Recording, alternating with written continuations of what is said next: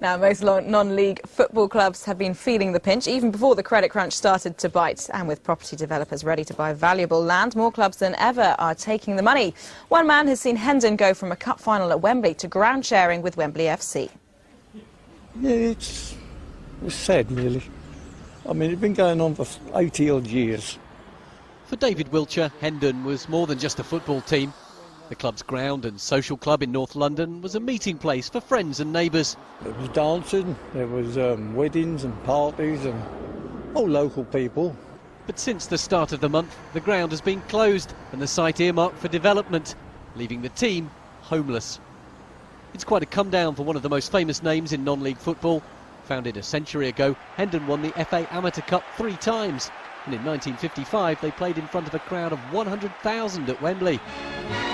The FA Amateur Cup final, highlight of the amateur football year, brings Hendon in white shorts to Wembley for the first time. Now Hendon face the prospect of ground sharing with Wembley FC. But with land so valuable in the southeast of England, despite the current economic turmoil, non-league grounds remain highly prized by developers, and many clubs have cashed in.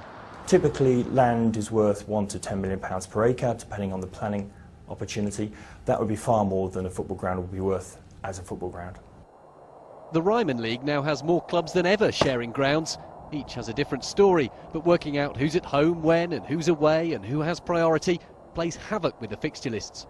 We've got some clubs sharing with the clubs in the football conference.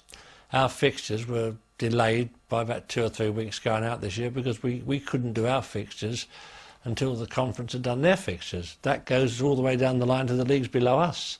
And now in the Ryman League there are murmurings of discontent, with some clubs complaining that ground sharing undermines the integrity of the competition. It was cheaper for them to go and ground share with somebody and pay if you like, a rent, as it is to maintaining a ground. Now that's a reality. So the other clubs in the league say, well, that means if they haven't got that to do, they can spend more money on players. Some clubs like St Neots in Cambridgeshire have sold their ground and made developers pay for a new one nearby.